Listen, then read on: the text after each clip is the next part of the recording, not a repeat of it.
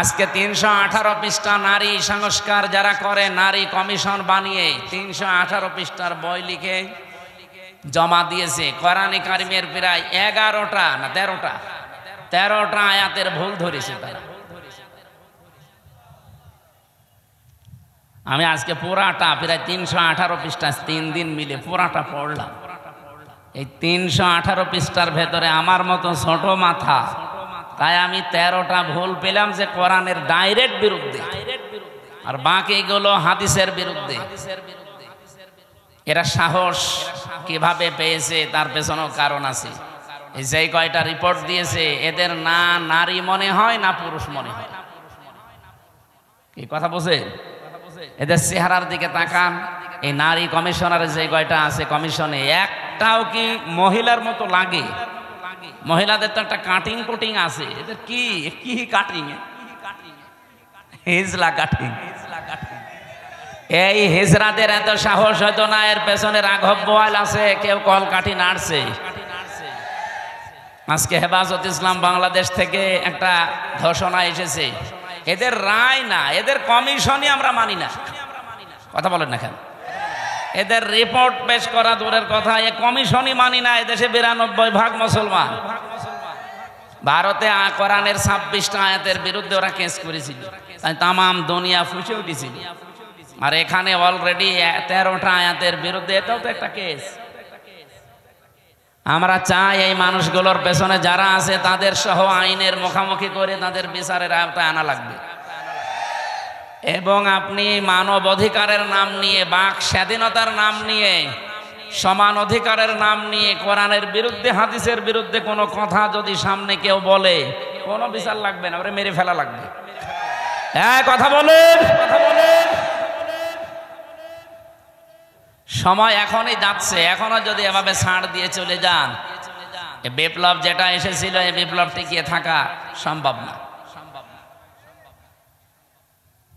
এই আয়াতের যেটা পড়লাম না, এই আয়াতের একটু আগে আছে আনাকিমুদ্দিন ওয়ালা তাতাফাররাকু ফীহি, তোমরা দিন কায়েম করো, এ ব্যাপারে মত পার্থক্য করবা না। দিন কায়েম বাংলাদেশে নেই, আছে? এই আয়াতের ব্যাখ্যা আধুনিক একটা শব্দ বলছি, এদিকে তাকান। দিন যেহেতু কায়েম আমাদের দেশে নেই, যতটুকু দিন আছে ওইটা টিকিয়ে রাখার চেষ্টা করা সর্বাত্মকভাবে, এইটাও একটা কায়েম। আমাদের দেশে দিন যতটুকু আছে ওইটা টিকিয়ে রাখা লাগবে না? বলেন বলেন। এই যে নামাজ 5 ওয়াক্ত আপনারা মসজিদে পড়েন, এটা দিন না? স্যার তো এটা বোঝাচ্ছিল যে আমাদের নামাজ আছে, অন্তত নামাজটা যেন টিকে থাকে। আমরা প্রকাশ্য কেউ এই দেশে জেনা করি না, কি করি? গোপনে গোপনে যেগুলো আছে ওগুলো বাদ দেন, প্রকাশ্যে যেন এইটা কেউ করতে না পারে। ওরা 3 নম্বর পয়েন্টে লিখেছে, দেহ আমার, সিদ্ধান্ত আমার। এটা যদি মেনে নেওয়া হয়, তাহলে জেনা ব্যভিচার কি গোপনে থাকবে না প্রকাশ্যে শুরু হবে? ওরা 2 নম্বর পয়েন্টে লিখেছে যে এখানে বিবাহের ক্ষেত্রে পুরুষের যে অধিকার আছে, মহিলার সে অধিকার নেই। এটা আল্লাহর সিদ্ধান্ত ঠিক হয়নি, এটা ভুল হয়েছে। এরা আমার মাঝে মাঝে চিন্তা হচ্ছে, পুরা বইটা না পড়লে আমার ভালো হতো। পড়ে আমার এখন মাথা খারাপ হয়ে গেছে যে এর সাহস পেল কোথায়? যেহেতু কোরআনে কারিম আমাদের সামনে আছে, সংবিধান হিসাবে পৃথিবীর কারো কাছে কিছু ধার করার কোনো দরকার নেই। আর আদর্শ মানতে গিয়ে যেহেতু নবী নিজে এসেছে আমাদের কাছে, সুতরাং পৃথিবীর কাউকে আদর্শ মানা অন্তত দরকার নেই। এই 2 বিষয়ে আমরা একমত আছি না? এবার আসেন আমরা মূল আলোচনায় যাচ্ছি। সূরা শূরা 13 নম্বর আয়াতের মাঝের একটা অংশ পড়েছি। আমি এতটুকু আয়াত পড়েছি ঠিক, কিন্তু এর ভেতরে যত কথা লুকিয়ে আছে, তাফসীর আকারে কথা বলতে গেলে কয়েক ঘন্টা সময় চলে যাবে এর ভেতর থেকে। আমরা একটা হাদিস পড়েছিলাম, হাদিসের হালকা ব্যাখ্যা করে আমরা আয়াতে চলে যাচ্ছি।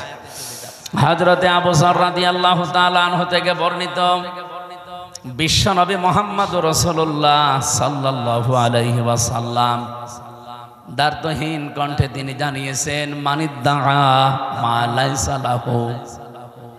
ভালো করে শুনুন, যেই জিনিস তোমার না, ওইটা যদি তুমি নিজের কাছে রেখে দাও, আমি আবার বলছি, যেই জিনিস তোমার না ওটা যদি নিজের কাছে রেখে দাও, যখনই নিজের কাছে ওটা রেখে দেবে, দাবি করবে, ওই দিন থেকে দুইটা শাস্তি তোমার শুরু। ফালাইসা মিন্না, এক নম্বরে ওই দিন থেকে তুমি আমার উম্মত না। আপনি কিছু বুঝেছেন?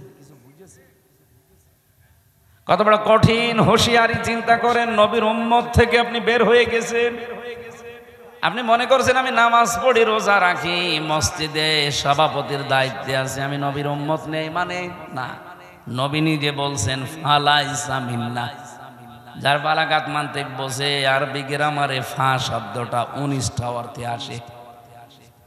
আগের শব্দ যদি কারো ভেতরে থাকে, আগে যেটা নবীজি বললেন ওটা যদি কেউ দুনিয়ায় মেনে চলে, পরের যে হুকুম তার উপরে 100 ভাগ কার্যকর হবে। যেহেতু ফা না দিলে আমি হাদিসও পড়তাম না, এই ফাটা দিয়ে আমিও ঝামেলায় আছি। যে জিনিস যার না ওইটা যদি কেউ দাবি করে নিজের আয়ত্তে নিয়ে নেয়, প্রথম শাস্তি শুরু হয়ে যাবে ওই দিন থেকেই। সে আর নবীর উম্মত থাকবে না। বাংলার মুসলমানেরা যদি নবীর উম্মত আপনি থাকতে না পারেন, হয় আপনি ইহুদি, নাই খ্রিস্টান, নাই মুশরিক। এক কথা বলছেন, 4,500 লোক বাস করে, 4,500 ধর্মের লোক বাস করে দুনিয়া। এখন 810 কোটি মানুষ এখন পৃথিবীতে বসবাস করছে, মাত্র 175 কোটি আমরা। রাজশাহীতে হয়তো এখনো শুরু হয়নি। যারা যারা মানুষের সম্পদ নিয়েছেন, যেভাবেই নেন ওটা ফেরত দেবেন, নয়তো আপনি মরে গেলে জানাজা দেওয়া, কবরে দেওয়া মিথ্যা কথা হবে। কারণ আমি কি বলে দেব আপনাকে, বিসমিল্লাহি ওয়া আলা মিল্লাতি রাসূলিল্লাহ, আল্লাহর নামে রসুলের আদর্শের উপরে রেখে গেলাম, আপনি তো রসুলের আদর্শে আর নেই। আমার এই কথার ওজন যারা টের পেয়েছেন তারা চুপ করে আছে। আপনি টের পেয়েছেন? যারাই যার যার জিনিস নিয়েছেন, যেটা আপনার না ওটা ফেরত দেন। হ্যাঁ, যদি ওটা আপনারই হয়ে থাকে, আপনি হাত ছাড়া করে ফেলেছিলেন, ওইটা আবার ফেরত পেয়েছেন, তাহলে আপনি হাদিসের আওতামুক্ত থাকবেন। আমি কথা বোঝাতে পারিনি? না না, ওখানে এখনো বুঝিল না। যেটা আপনার ছিল কিন্তু হাত ছাড়া হয়ে গেছিল এতদিন, আপনি ফেরত পেয়েছেন। আবার একটা দোকান ছিল, দোকান দখল করে নিয়েছিল, এরকম হয়নি বাংলাদেশে? ওই দোকান ফেরত পেয়েছেন। আপনি হাদিসের যে শাস্তি, আপনি নবীর উম্মত থাকবেন না, না আপনার জন্য না, কারণ আপনার জিনিস আপনি ফেরত পেয়েছেন। হ্যাঁ, কথা বলেন না কেন? কত মানুষের জমি জায়গা দখল করে নিয়েছিলেন 15.5 বছরে। আপনাদের রাজশাহী হয়তো এখনো কিছু হয়নি, টের পাচ্ছেন না। কুষ্টিয়ায় আমাদের হানিফ সাহেব কত টাকার মালিক, আমার মনে হয় আল্লাহর ও ছাড়া কেউ জানতো না। কি হইল এখন? বাড়ি পর্যন্ত এখন উজাড় গৃহ হয়ে গেছে। আমার মনে হয় হানিফ সাহেবের বাড়ির দিকে আল্লাহ আঙ্গুল এভাবে দিয়ে কোরআনের আয়াত নাজিল করেছে, যদিও এটা এখন না, 1,500 বছর আগের। সূরা নমলের ভেতরে পাবেন এটা, 19 নাম্বার পারা, 20 নাম্বার পৃষ্ঠার 7 নাম্বার লাইনের 52 নাম্বার আয়াতে আছে, ফাতিলকা বুয়ুতুহুম খাওয়িয়াতাম বিমা যালামু। আল্লাহ বলেন এই সেই ঘরগুলো। কোন ঘর? এখন যদি বলেন এখানে হানিফ সাহেব, ইনু সাহেব, এদের নাম কই? না, নাম আছে কিন্তু এদের বাপ দাদাদের নাম আছে। এদের বাপ দাদা যারা, যাদের পরিচয় আল্লাহ আয়াতে দিয়েছেন, তারা এরকম জুলুম করেছে নফসের উপরে, মানুষের উপরে, সৃষ্টি জগতের উপরে, তাদের নামে দেওয়া আর এদের নামে দেওয়া একই। কারণ কোরআনে তো আর আয়াত নাজিল হবে না কিয়ামত পর্যন্ত, এইটাই চলবে। আল্লাহ তাআলা বলেন এই সেই ঘরগুলো, খাওয়িয়াতাম বিমা যালামু।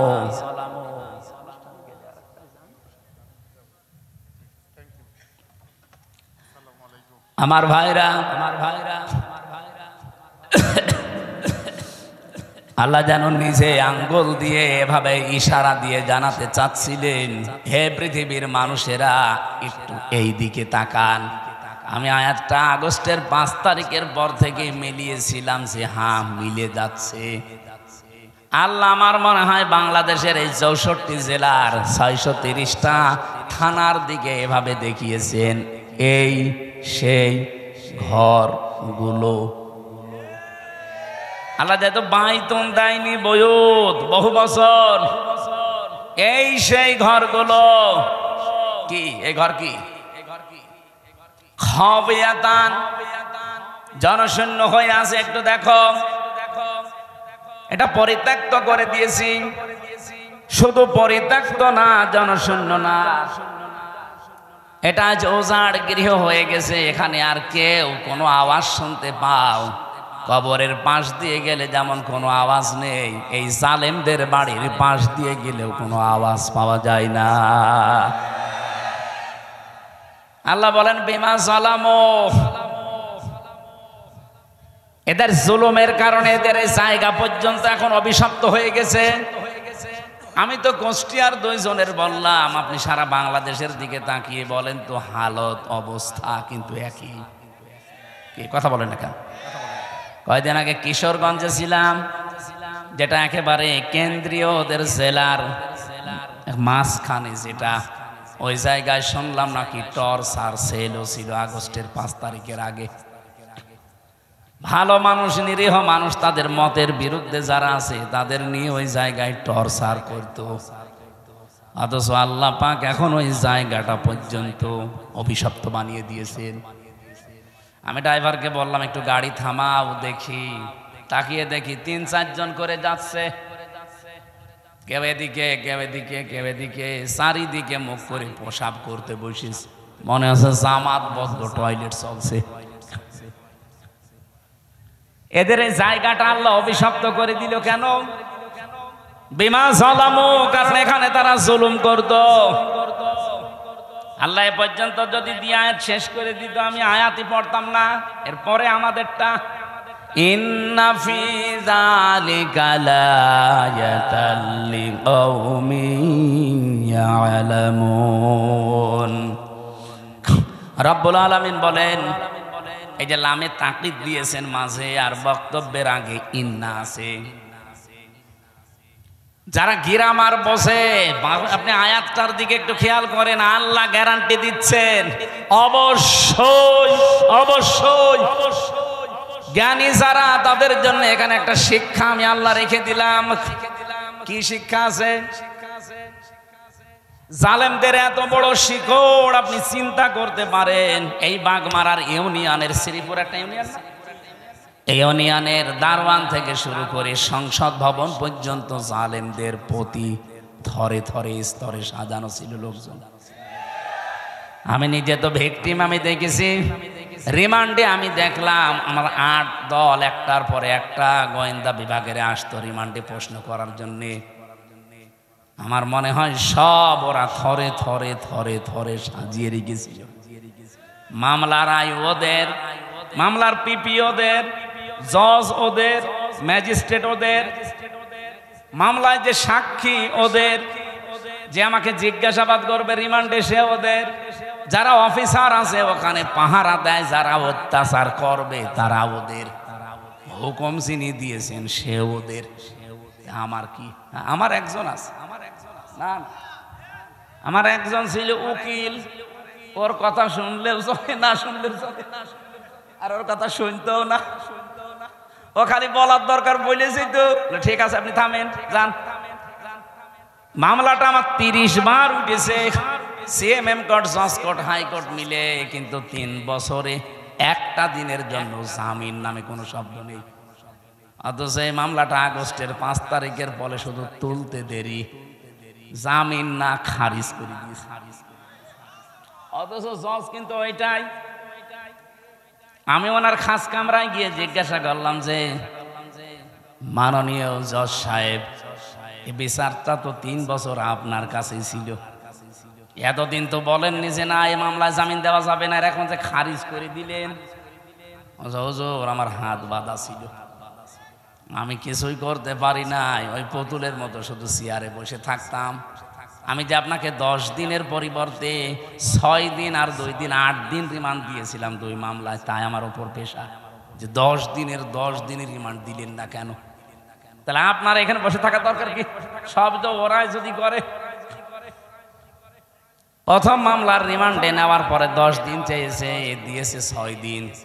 এই নিয়ে নাকি ওই ম্যাজিস্ট্রেটকে ওখান থেকে অন্য জায়গায় বদলি করে দিয়েছে যে কেন আপনি 10 দিন দিলেন না। বাস্তব তো এই জন্য বলছি। রিমান্ডের দ্বিতীয় দিন আমার চোখ বেঁধে কালো কাপড় দিয়ে, পেছনে হাত হ্যান্ডকাপ দিয়ে, মাথায় দড়ি লাগিয়ে, পায়ের সাথে ডান্ডা বেড়ি লাগিয়ে নিয়ে গেল এক অন্ধকার মাটির নিচে ঘরের ভেতরে। আমি বললাম যে কি 10 দিন রিমান্ড চেয়েছিল, অথচ এই অফিসারগুলো একটাও কোর্টে আমার সাথে যায়নি, শুধু মামলার আয়ু আমার সাথে ছিল। আমারে দেখছে ওরা আগে আগে প্রশ্ন করছে যে রিমান্ড চাইলো 10 দিন, 6 দিন দিলেও অবশ্যই এই কি ম্যাজিস্ট্রেট, এই ম্যাজিস্ট্রেট মনে হয় আপনার দলের লোক। আমার দলের লোক হবে কি করে? জীবনে আমি তার নামও শুনি নাই, তার কোনোদিন দেখিও নাই, আর সে আমাকে চেনে কিনা আমি তাও জানি না। 10 দিন তো আপনারা চেয়েছিলেন, তা আপনি তো ছিলেন না, আপনি কি করে জানলেন? তার মানে ওখান থেকে সব কিছু ম্যাজিস্ট্রেটকে বলে দিয়েছে, যা যা ও তাই তাই করিস। পরে কয়দিন যখন জেলখানায় গেলাম, দেখি ওই ম্যাজিস্ট্রেট ঘুরে বেড়াচ্ছে ভেতরে। কি আপনি এখানে? হুজুর মাফ করে দিয়েন, আমার বউ যৌতুক মামলা দিয়েছে। ঠিক করিস, শয়তান। তোর যৌতুক মামলা দিয়ে এখন তুই জেলে, আমার সাথে এমনি দেয়নি। কোন কারণে আমার এই মিথ্যা তথ্যগুলো লিখে সই করে নিলি? হুজুর আমারে যা যা বলতে বলেছে আমি তাই তাই করেছি। আল্লাহর কসমে কোরআন হাতে নিয়ে বলছি, বাংলাদেশে শুধু হাসিনা ছাড়া যারা ছিল সব হাত বাঁধা। আপনি যাই বলেন না, ও কাওয়া কাকুরও হাত বাঁধা ছিল। কাওয়া যতই কাকা করুক, যদি একটু মুখ ফসকে সত্যি কথা বলে, ওই দিনই কাওয়ার কর্ম শেষ করে দিত। হয়তো হইল কাদের কাকু বলা যায়, কাওয়া কাকু।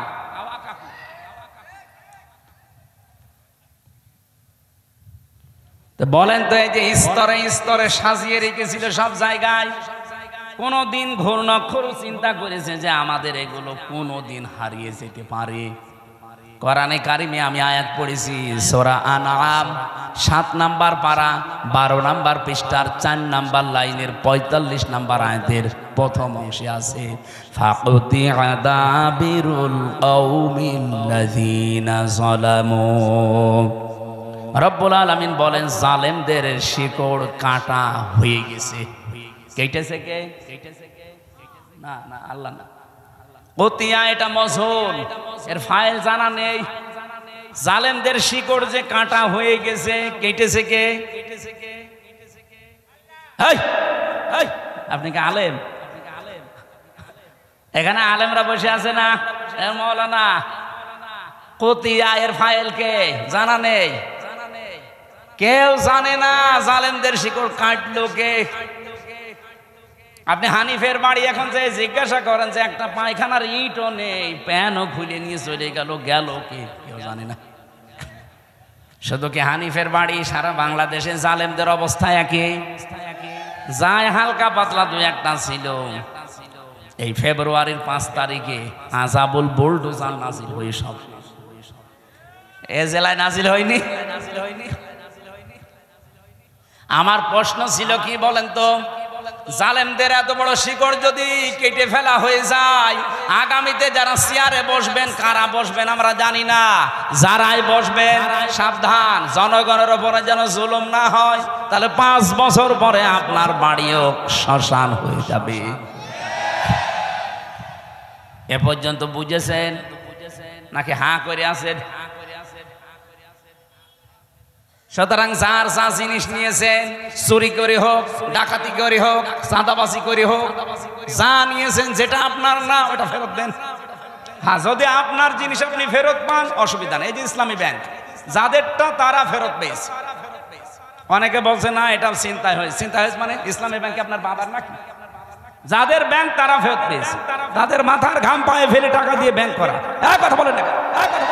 ব্যাংক যাদের দ্বারা ফেরত পেয়েছে, জিনিস যার সে যদি ফেরত পায় এই হাদিসের আওতামুক্ত থাকবে সে। কিন্তু আপনার জিনিস না, আপনি বাবা শাহজালাল সব হালাল বলে দখল করে নিচ্ছেন। এটা যারা করেছেন আগামীতে ফেরত দিয়ে দেন কালকে, নাই তো আপনি নবীর উম্মত আর নেই। আপনি মরে গেলে আমারে দিয়ে জানাজা না, কাবার ইমাম দিয়ে জানাজা পড়িয়ে মাটি দেবেন, কবরে আযাব শুরু হয়ে যাবে। এরপরেও যদি কেউ না বোঝার ভান করে থাকেন, এদিকে আসেন, আসেন আসেন, এমন জোরে কানের নিচে দুইটা দেব না, সব টের পেয়ে যাবে।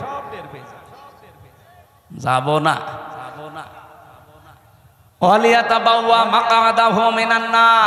সে যেন জাহান্নামে নিজের একটা স্থান তৈরি করে নিল।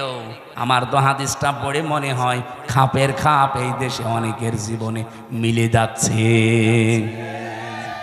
আমরা যারা বেঁচে আছি অন্তত আল্লাহ যেন আমাদেরকে বাঁচিয়ে রাখেন, বলেন আমিন।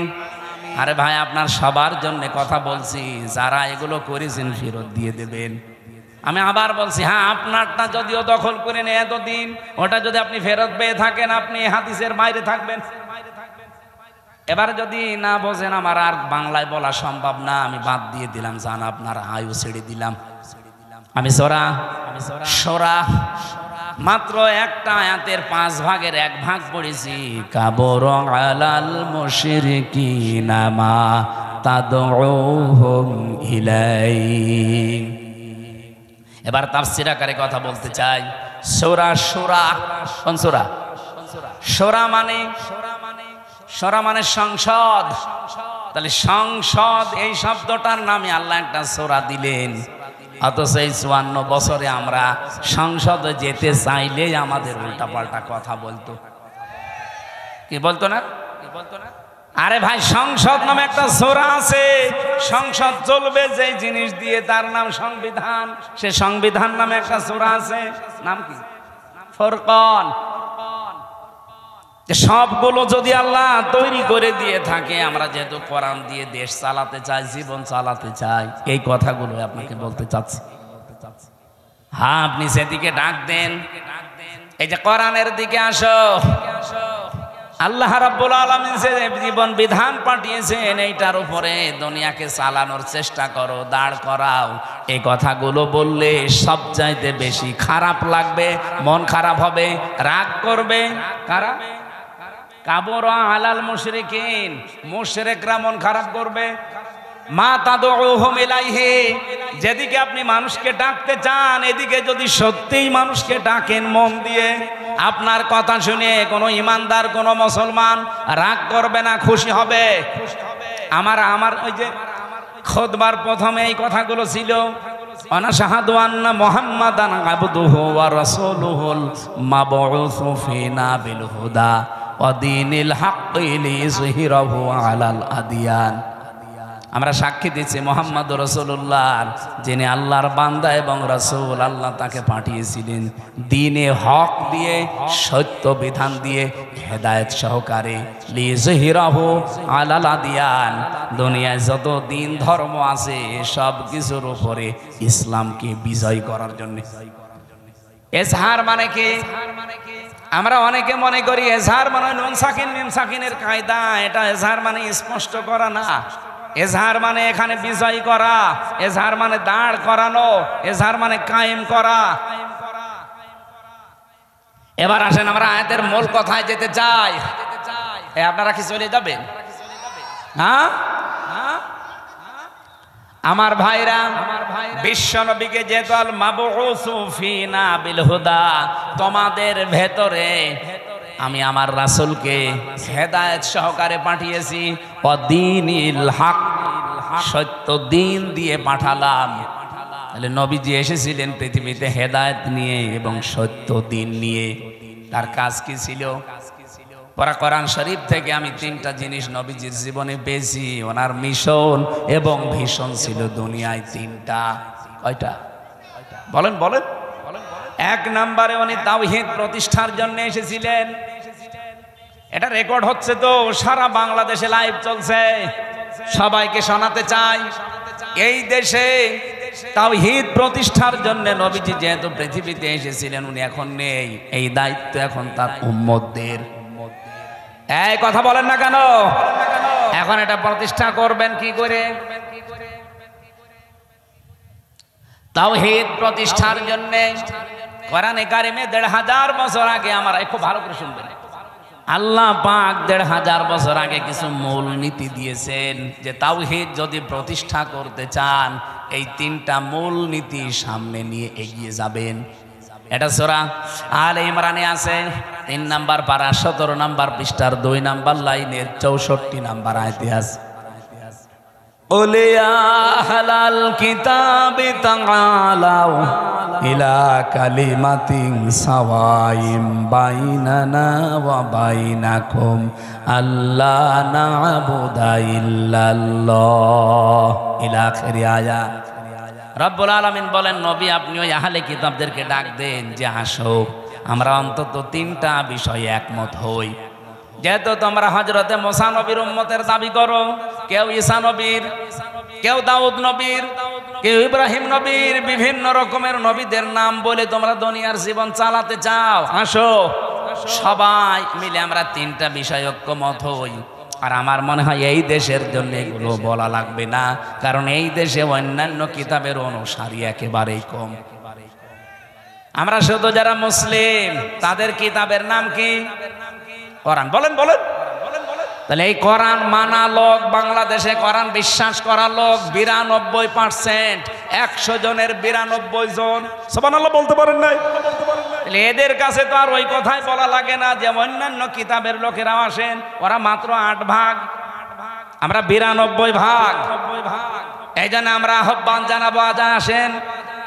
যেহেতু তাওহীদ প্রতিষ্ঠা নবীজির জীবনের প্রথম মিশন আর ভিশন ছিল, আমরাও তাওহীদ প্রতিষ্ঠা করতে চাই, কিন্তু ৩টা জিনিস সামনে নিয়ে এগিয়ে যাওয়া লাগবে।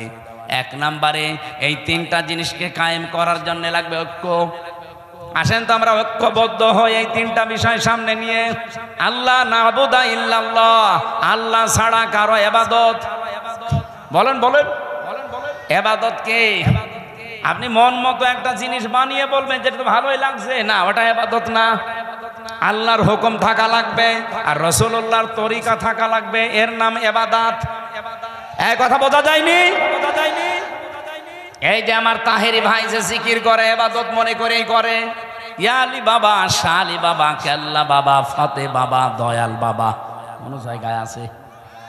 তাহলে আমরা যা ঐক্যবদ্ধ হতে চাই, শুধু মুসলমানরাই আমরা ঐক্যবদ্ধ হতে চাই এই কথার উপরে যে আল্লাহ ছাড়া আমরা কারো ইবাদত, কারো জিকির আলোচনা আর করব না। এ বিষয়ে যদি কেউ রাজি থাকেন তাহলে আসতে পারেন যে আমরা আল্লাহ ছাড়া কারো ইবাদত করব না। রাজি আছেন না? এটা রেকর্ড হচ্ছে, যারা রাজি আছেন তারা ঠিক আছেন। 2 নম্বরে ওয়ালা নুশরিকা বিহি শাইয়া, আল্লাহর সাথে আমরা কাউকে শিরিক করব না। এখন শিরিক কি? এক কথায় বলছি, শিরিকের যত প্রকার আছে পুরাটা যদি আপনি ব্যাখ্যা করতে যান, শিরিক বিল জাত, শিরিক বিল সিফাত, শিরিক বিল ইখতিয়ারা, শিরিক বিল হুকুক, 120 প্রকার তাফসিরে আছে। এক কথায় জবাব দিচ্ছি, শোনেন, আল্লাহ যেটা পারে ওইটা অন্য কেউ পারে, এই বিশ্বাস করার নাম শিরিক। সকল ক্ষমতার উৎসকে বলেন বলেন, এখানে অন্য কারো অধিকার, কেউ যদি অন্য কাউকে যোগ করে বলে না জনগণ সকল ক্ষমতার উৎস, ও কিন্তু শিরিক করলো। আর এই শিরিক বাংলাদেশে নেই। কথা বলেন না কেন? কারা কারা এই শিরিকে আছেন হাত তোলেন তো। সবই ভালো মানুষ, আলহামদুলিল্লাহ, যাক ভালো। 2 নাম্বারটা বলি, এদিকে তাকান। সন্তান দিতে পারে কে? অন্য কেউ? হ্যাঁ না, মানে বাঘ মারাইছিলাম কালকে রাতে। কোন জায়গায় জানো? এই যে বেলঘরিয়া হাট ফাজিল মাদ্রাসায়, এই যে এখানে না বাঘমারা, হয়তো বাঘমারা, যে বাড়িতে আমাকে নিয়ে এসে বসিয়েছে, ওই বাড়ি আলার 2টা ছেলে এসেছে শুনলাম 6 মাস। উনি পরীক্ষা করে দেখেছে ওইটাও ছেলে, কিন্তু উনি মেয়ে চাই। আমার একটা পানির বোতল নিয়ে বলছো, হুজুর এমন পানি পড়বেন যেন এটা মেয়ে হয়ে যায়। আমি কি ডাউনলোড করে দেব?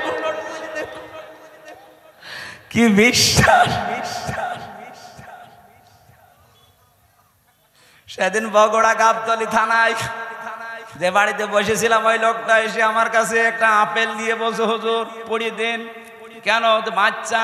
ঠিক আছে, সূরা ফাতিহা পড়ে ফু দিলাম, কারণ ফাতিহা সব রোগের মহা ঔষধ।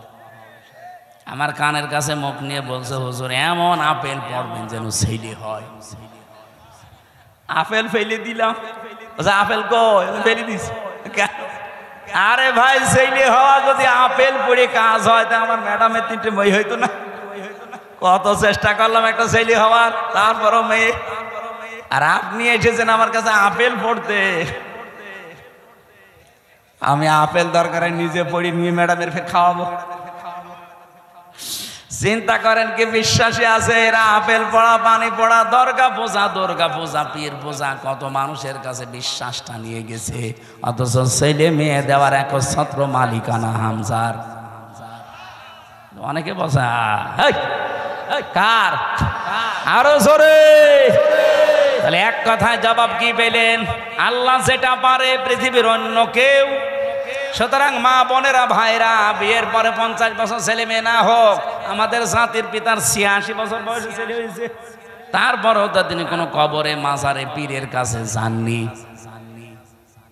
এই যে মাওলানা রেজাউল ইসলাম উজ্জ্বল, আপনাদের বাগমারার ছেলে, ওরা 17 বছর বিয়ে হয়েছে, ছেলে মেয়ে নেই।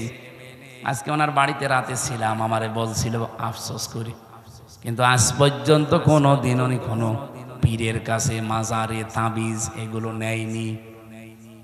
কিন্তু কারো 2 বছর 5 বছর যদি ছেলে মেয়ের মুখ না দেখে ও পাগল হয়ে যায়, কত জায়গায় যে দৌড়িয়ে চলে যায়। আমার এই বিশ্বাসটা যেন আজকে সঠিক হয়ে যায় যে আল্লাহ যেটা পারে ওইটা অন্য কেউ। এবার 3 নাম্বারটা বললে এবার রাগ করবেন না তো? আমি তো আর বানিয়ে বলছি না, রাগ করলে আল্লাহর উপরে করবেন। কার উপরে? আল্লাহ করেন। এবার আসেন, বলছে এই পৃথিবী বানিয়েছে কে? কোন ভগবানের হালকা সাহায্য আছে? বলেন। আল্লাহ রাব্বুল আলামিন বলেন, এবার শিরিকটা ধরা পড়বে। আলা লাহুল খালাক ওয়াল আমর। সূরা আরাফের 54 নম্বর আয়াতে আছে মাঝের অংশে যে সৃষ্টিদার, আইন চলবে তার।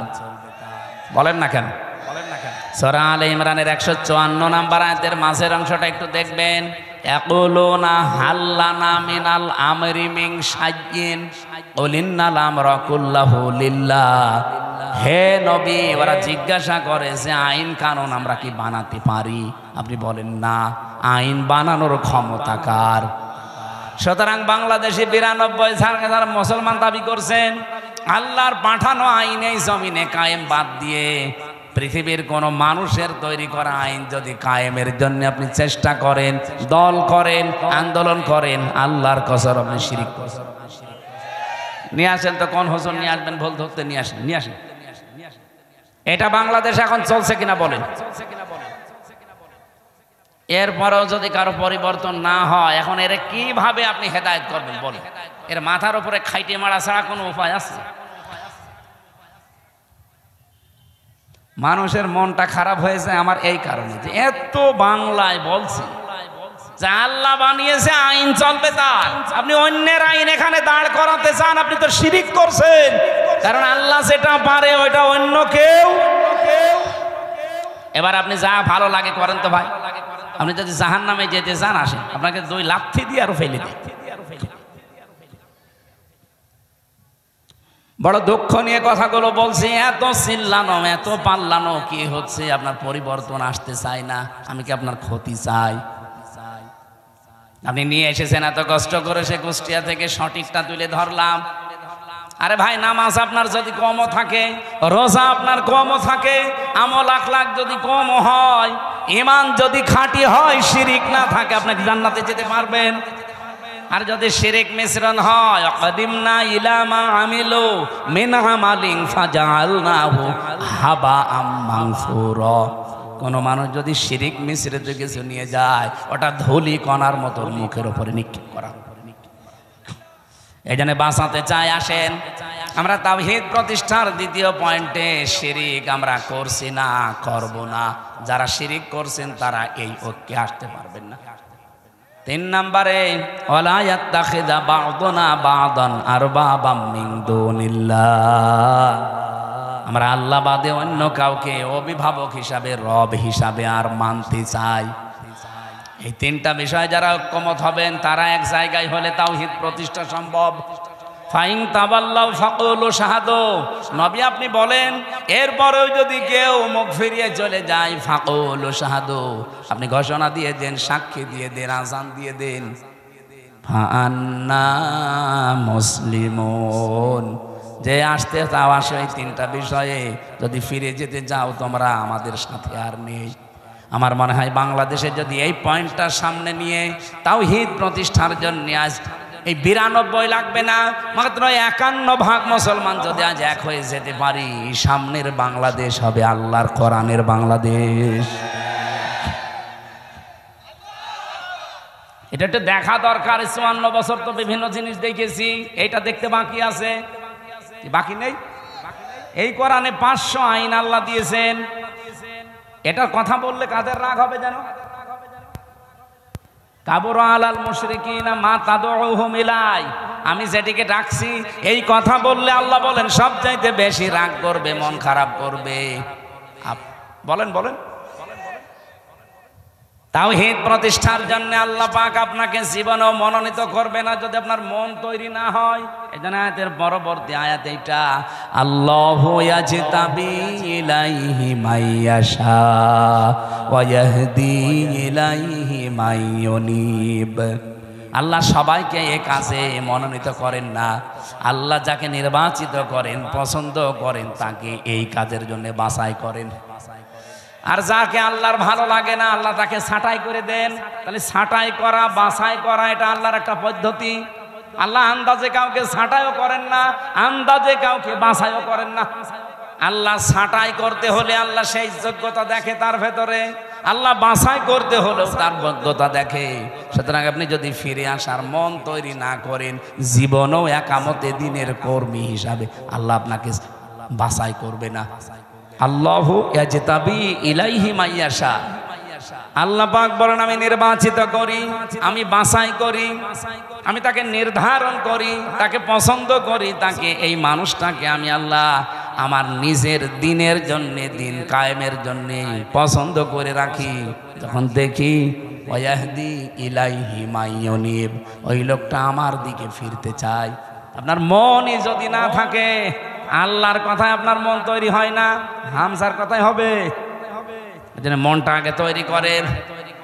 আজ বাংলাদেশে 92% মুসলমানের সবাই এ দেশে ইসলাম কায়েম হোক চাই না। আমি আগস্টের 5 তারিখের আগে একটা জরিপ পেয়েছিলাম, মাত্র 100 জনের 15 জন বলতো আমরা এই দেশে ইসলাম কায়েম চাই। তার ভেতরে এই মীর সাহেব একজন হয়তো। আপনি জিজ্ঞাসা করে দেখেন, আপনি চান না রাষ্ট্রে ইসলাম কায়েম হোক? এরকম মাত্র মানুষ মাত্র সারা বাংলাদেশ মিলে 100 জনের 15 জন। অথচ এই 9 মাসের ব্যবধানে আপনি এই যে এপ্রিল চলছে, আজকে মে মাস না, আজকে 3 তারিখ এপ্রিলের, আমার মনে হয় 29 তারিখের একটা রিপোর্ট পেয়েছিলাম। এটাই যে মাইক্রোসফট দিয়েছে, এটা খ্রিস্টানরা 227টা দেশ নিয়ে তারা এই রিপোর্ট পেশ করেছে। বাংলাদেশ নিয়ে একটা রিপোর্ট এই খ্রিস্টানরা দিয়েছে। এই মাত্র 9 মাসে বাংলাদেশ যে চেঞ্জ হয়েছে, এই দেশে এখন 15 জন না, 100 জনের 77 জন মানুষ চাচ্ছে এ দেশে ইসলাম কায়েম হোক। 77 জন চলে গেছে, আর কিছুদিন যেতে দেন। আমার তো মনে হচ্ছে যেভাবে দাওয়াতি কাজ চলছে সারা বাংলাদেশে, কুষ্টিয়াতে কয়েকদিন আগে আমার নিজের পাশের ইউনিয়নে 4000 মানুষ একামতে দিনের কর্মী হওয়ার জন্য একবার শপথবদ্ধ হয়েছে। কোরআনে কারিমে পড়েছিলাম 1500 বছর আগের আয়াত, ইযা জা নাসরুল্লাহি ওয়াল ফাত, যখন আল্লাহর সাহায্য আসবে তখন আপনি বিজয় দেখতে পাবেন। আর বিজয় আসলে আপনি প্রথম নাম্বারে দেখবেন ওয়ারাইতান নাসা ইয়াদখুলুনা ফি দীনিল্লাহি আফওয়াজা, দলে দলে পালে পালে মানুষ ইসলামে প্রবেশ করছে। প্রশ্ন আসতে পারে, ওরা তো মুসলমান, আবার ইসলামে আসলো কি করে? না, যারা আল্লাহর দিন কায়েমের জন্য, আল্লাহর আইন কায়েমের জন্য চেষ্টা করে না, এগুলো মুসলমান হতে পারে না। কারণ এই আদেশ শুধু আল্লাহ হামজাকে দেয়নি, শারা লাকুম মিনাদ-দ্বীন মা ওয়াসসা বিহি। ওয়াসসা মানে কি? ওয়াসসা মানে নরমাল কোনো বিষয় না। আপনি যারা আরবি অভিধানগুলো ভাঙতে পারে তাদের জিজ্ঞাসা করে দেখেন, ওয়াসসা মানে শক্তিশালী নির্দেশ। আল্লাহ বলেন আমি নির্ধারিত করে দিলাম শারা লাকুম মিনাদ-দ্বীন, তোমাদের সবার জন্য একটা দিন। কে জানে দিনের আগে আলিফ লাম আছে? এ পৃথিবীতে বহু দিন আছে, সব দিনকে আল্লাহ নির্ধারিত করেননি, একটা দিনকে মাত্র নির্ধারিত করে দিয়েছেন, তার নাম দিনের নাম যে ইসলাম। আপনি কোথায় পেলেন? 4500 দিন চলছে এখন দুনিয়ায়। আমি দিনের অর্থ মোটামুটি 10টা লিখেছি। কোরআন শরীফ থেকে আমার কাছে 10টা পারফেক্ট মনে হয়। দিন মানে কিয়ামত, এটা সূরা ফাতিহার 3 নম্বর আয়াতে আছে মালিক ইয়াউমিদ্দিন। 2 নম্বরে আনুগত্য, সূরা আলে ইমরানের 83 নম্বর আয়াতে আছে আফা গায়রা দীনিল্লাহি ইয়াবগুন। 3 নম্বরে জীবন ব্যবস্থা, সূরা মায়েদার 3 নম্বর আয়াতের মাঝের অংশে আছে আল ইয়াউমা আকমালতু লাকুম দীনাকুম। 4 নম্বরে রাষ্ট্রীয় আইন, এটা সূরা মুমিনের 26 নম্বর আয়াতে আছে। 5 নম্বরে ইবাদত, সূরা রুমের 30 নম্বর আয়াতে আছে। 6 নম্বরে মুখ ফিরানো, এটা সূরা নেসার 125 নম্বর আয়াতে আছে। 7 নম্বরে বিপ্লব, এটা সূরা নসরের 2 নম্বর, ওই যে যেটা পড়লাম। দলে দলে পালে পালে মানুষ ইসলাম কায়েমের জন্য দেখবেন ঝাঁপিয়ে পড়বে। আমার পাশের ইউনিয়নে 4000 মানুষ, এতদিন তারা বলতো আমরা মানুষের আইন এই পৃথিবীতে কায়েম করতে চাই, এখন তারা সবাই ফরম পূরণ করে বলছে আমরা আল্লাহর আইন কায়েম করতে চাই। এখন আমাকে বলেছে এই 4000 মানুষকে খাবার দেওয়া লাগবে, অসুবিধা নেই, টাকা তো সারা দেশ থেকে দেবে মানুষ, আমি নিয়ে যে ঢালবো। 60 নম্বরে পেয়েছে চিরন্তন বিধান, এটা সূরা শুরা 13 নম্বর আয়াত, যেটা শারা লাকুম মিনাদ-দ্বীন চলছে। 9 নম্বরে সমস্ত ইজম লিযহিরাহু আলাদ-দ্বীনি কুল্লিহি, এটা সূরা সফের 9 নম্বর আয়াত। 10 নম্বরে পেয়েছে স্থায়ী শান্তি, এটার মাঝে যেটা আছে আনাকিমুদ্দিন ওয়ালা তাতাফাররাকু ফি। আমার এই ছোট্ট মাথায় যদি এতগুলো দিন সম্পর্কে কোরআনে থাকে, মীর সাহেবের মতো বড় বড় মাথা যাদের তো আরো আছে। তাহলে আল্লাহর বিজয়, সাহায্য আসলে বিজয় আসবে, এ গ্যারান্টি কার? আর বিজয় আসলে তার নমুনা, চিহ্ন, সিমটম কি? দলে দলে পালে পালে আফওয়াজা মানে দলে দলে ফি দীনিল্লাহি, আল্লাহর দিনের ভেতরে। এই যে দিন মানে জীবন ব্যবস্থা, জীবন বিধান, রাষ্ট্রীয় আইন, কতগুলো বললাম না? আল্লাহর জমিনে আল্লাহর দিন কায়েম করা, এটা যদি কারো কাছে রাজনীতি মনে হয়, কারো কাছে ধর্ম ব্যবসা মনে হয়, আপনার কাছে দুনিয়ার কাজ মনে হয়, মনে করেন আমি এইটাই জীবনের আসল কাজ মনে করি। কারণ দিন কায়েম নেই, এই জন্যই ডাকাতি হচ্ছে, এই জন্যই চুরি হচ্ছে, এই জন্যই ছিনতাই হচ্ছে, এই জন্যই ঘুষ চলছে, এই জন্যই ডাকাতি চলছে, জেনা চলছে। 4 বছরের আসিয়া পর্যন্ত বাদ যাচ্ছে না। কথা বলে না কেন? কথা বলে না কেন? এই আয়াতটা নাজিল হয়েছে কখন? আলেমদের জিজ্ঞাসা করেন। মক্কার জীবনে, মক্কার জীবনটা 4 ভাগ। প্রথম 3 বছর কষ্ট, এরপরে আরো 5 বছর আরো কষ্ট, এরপরে আরো 3 বছর আরো কষ্ট, এরপরে আরো 2 বছর আরো কষ্ট। আপনি 4 ভাগে মিলিয়ে দেখেন ইসলামের ইতিহাস থেকে, এই 4টা ভাগ করলে নবীজির জীবনের সর্বশেষ যে পয়েন্টটা আছে সেই পয়েন্টে কিন্তু আয়াতটা নাজিল হয়। আল্লাহর নবী কষ্ট করেছিলেন সব মিলে কত বছর? 13। বলেন বলেন। 3 বছর আর 5 বছর কত হয়? এরপরে 2 বছর, এরপরে 5 না, এরপরে 3, এরপরে 3। প্রথমে 3, এরপরে 5, এরপরে 2, এরপরে 3, এই 13টা বছর তিনি কষ্ট করে, এই এদিকে তাকাই, 13 বছর কষ্ট করে শেষ হয়ে যায়নি। 13 বছরের পরে উনি 10 বছর এইটা দিয়ে রাষ্ট্র চালিয়েছিলেন। আমি হিসাব করে মিলিয়েছি, এই বাংলাদেশে অলরেডি আমরা কষ্ট স্বীকার করে ফেলেছি মক্কার এই জীবনের মতো 15 বছর। কথা বলেন, কথা বলেন। অলরেডি 15 বছর আমাদের চলে গেছে, কষ্ট স্বীকার করা, মক্কার জীবনের মতোই পার করেছি। আপনি দেখেছেন না কত পক্ষপাতিত্ব ছিল, এমনিতেই কোটা আন্দোলন শুরু হয়েছিল, দেওয়ালে পিঠ থেকে গেছে তাদের। আমি আর এই ভাই তিনজন অনার্স মাস্টার্স করে একেবারে একই রেজাল্ট, শুধু আমাদের দলীয় পরিচয়ের কারণে জায়গা মতো আমারে উঠতে দেবে না। কি এরকম ছিল না দেশে? ওনার দলীয় পরিচয়, উনি ছাত্রলীগের কর্মী, চাকরি হয়ে যাবে। আমি শিবির করি, আমার কোনো চাকরি তো দূরের কথা, রাজাকারের বাচ্চা বলে পেছনে ঠেলে দেবে। এটা শুরু হয়নি, উনি বিএনপি করে, এই জন্য ওনারে গুম করে দেবে। আমার রিমান্ডে যেদিন 8 দিন চলে মাটির নিচে, আমি দেখেছি ছাত্র দলের এক ভাইকে চট্টগ্রামে বাড়ি, ওনার নিয়ে এই নখগুলো তুলছিল। আমারও একটা টিপ দিয়েছিল, এই দেখেন 3.5 বছর হয়ে গেল এখনো পর্যন্ত এই দাগটা মেটে নাই। আর ওই ভাইয়ের তো পুরা নখ তুলেই ফেলেছে। কি চিৎকার দিয়ে, আমার পাশের ছেলে ছিল, কি চিৎকার দিয়ে কাঁদছিল। ভালো মানুষ নিয়ে গেল, আসার সময় দেখি আর নড়তে পারছে না। এই চোখটা বেঁধে নিয়ে নেয়, প্রথমে পেছনে হাত বেঁধে দেয়, যাবার পর এরকম একটা চেয়ারে বসায়, ক্লিপ দিয়ে আটকিয়ে দেয়, হাত পা আটকিয়ে দেয় ক্লিপ দিয়ে, মাথার সাথে একটা বেল্ট লাগিয়ে দেয় যেন আপনি মাথাও নড়াচড়া করতে না পারেন। একটা সুইচে টিপ মারবে, 1 মিনিটে আপনি 120 বার ঘুরবেন। আমার রিমান্ড ওই কাছের ঘরের ভেতরে নিয়ে দেখি এসপি ইমরান ওর নাম। এই লোকটা এসে আমার একটা মেশিন দেখিয়ে বলছে যে এইটা দিয়ে আমরা নখ তুলি, এমন ভাবে যে হাত সেট করা আছে, আপনি তো নড়াচড়া বন্ধ, শুধু মেশিনটা এভাবে লাগিয়ে দেয়। একটা টিপ মারার পরে নখগুলো একবারে সব খুলে চলে আসে। আরে ভাই, নখ খুলে আসলে ছেড়ে দিলে বাঁচি না, ওর উপরে লবণ ছিটিয়ে দেয়। আপনারা তো হাত বাঁধা নড়তেও পারবেন না, বলেন তো নখ যদি খুলে নেয়, ফিনকি দিয়ে রক্ত বের হয়, ওর উপরে লবণ ছিটালে কেমন লাগতে পারে? আমার এক চাপে যদি 3.5 বছরে ভালো না হয়, যার নখ পোড়া তুলে ফেলেছে, ওর কি অবস্থা? শিবিরের শফিকুল ইসলাম মাসুদ ভাই, বিশেষ করে দেলাওয়ার ভাই, আমার যে রিমান্ডে নিয়েছিল অফিসার, ওনারও দায়িত্ব ছিল, বলছে ফুটবলের মতো পিটিয়েছি ওরে, খালি লাত দিয়েছি। ওর নাম ডিসি নজরুল ইসলাম মোল্লা, আর একজনের নাম হচ্ছে ডিসি মশিউর।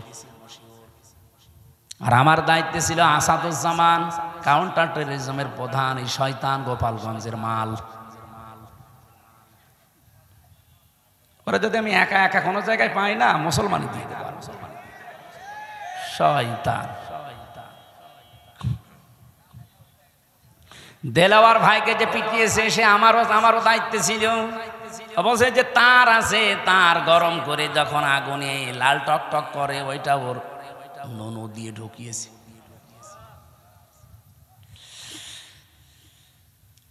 ওনার লজ্জাস্থান নষ্ট হয়ে গিয়েছিল, পরবর্তীতে চিকিৎসার মাধ্যমে আল্লাহ আবার ফেরত দিয়েছে।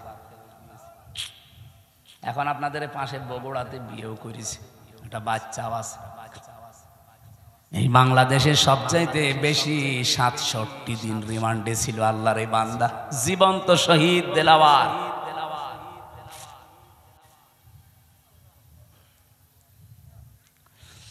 ও রাজশাহীবাসী, যেটা বলতে চাই আপনাদের সামনে ভালো করে শোনেন, নবীজির মিশন আর ভিশনের ভেতরে কিন্তু এখন আমরা আছি দিন প্রতিষ্ঠা করা, তাওহীদ প্রতিষ্ঠা করা, 2 নম্বরে মানব অধিকার প্রতিষ্ঠা করা। এটা সূরা নিসার 58 নম্বর আয়াতে পাবেন। আর এটা প্রতিষ্ঠা করার জন্য কি কি করা লাগবে আল্লাহ সেইটাও দিয়েছেন। ইন্নাল্লাহা ইয়া'মুরুকুম আন তুআদ্দুল আমানাতি ইলা আহলিহা। তোমাদের যাবতীয় আমানত আল্লাহর নির্দেশ, যত আমানত আছে সব তার প্রাপকের কাছে পৌঁছিয়ে দাও। তাফসির যারা পড়তে পারে তাদেরকে বলছি বাড়িতে মেলাবেন, তাফসিরে মারেফুল কোরআনে আমানাত, এখানে ভোট লেখা আছে। আপনি যে দেখবেন 9টা অর্থ লেখা আছে। ভাই আমার মনে আছে, আমি আগে মতো এই জন্য তো আদায়ের মাহফিল নিতে চাই না, ছাতা এগুলো নিতে চাই না, তো এই কারণে আগামীতে আদায় করা যেখানে এসব সমস্যা আছে আমরা নিয়ে আনবেন না। একটা বিষয়, একটা গুরুত্বপূর্ণ বিষয়, এটা এই ক্লিয়ার না হলে শেষে সকালবেলা তো নিজেরাই ফতোয়াবাজি করবে না, এত কষ্ট করে নিয়ে আসলাম কি বলে গেল, কি বলে গেল মানে আপনি টের পাচ্ছেন কি বলছি? চালানে বারবার 3টা চিঠি দিল, সভাপতি মিলে, ভাই মিলে, উনি মিলে এত চিঠি দিলে আমার তো মাথায় যা আছে সব তো ভুলে যাবো। নেন আপনার আগে টাকা তুলে নেন। যারা ভেতরে আছেন একটু বের হয়ে যান তো ভাই, টাকা তোলা হয়ে গেলে বের হয়ে যান। জানছেন সুবহানাল্লাহ আলহামদুলিল্লাহ লা ইলাহা ইল্লাল্লাহ সুবহানাল্লাহ আলহামদুলিল্লাহ লা ইলাহা ইল্লাল্লাহ মুহাম্মাদুর রাসূলুল্লাহ। ওয়াইদা হাকামতুম বাইনান নাস, মানুষের ভেতরে যখন বিচার করবেন, ফয়সালা দেবেন, আন তাহকুমু বিল আদলি, যেন ন্যায় বিচার করতে পারেন।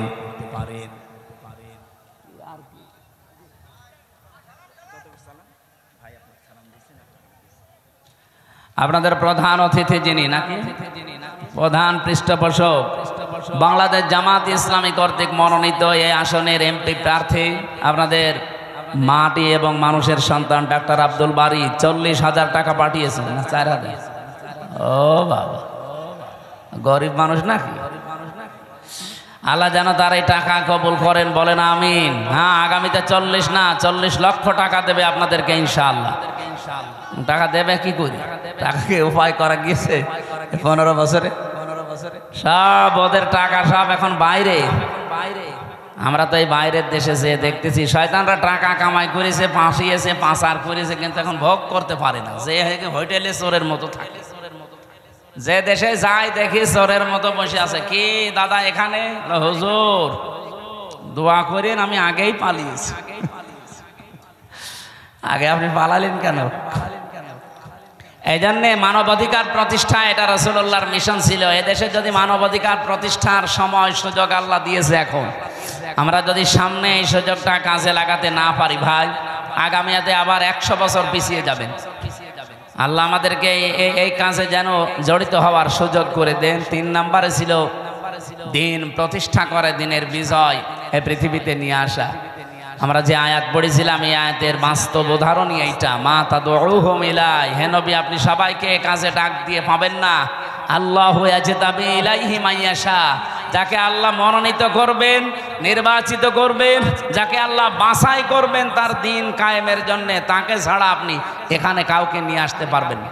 এজন্য আমার বলার দায়িত্ব ছিল, আমি বলেছি নির্বাচন করার দায়িত্ব, নির্বাচিত হওয়ার দায়িত্ব এবং ছাঁটাই করা, বাছাই করার দায়িত্ব কার?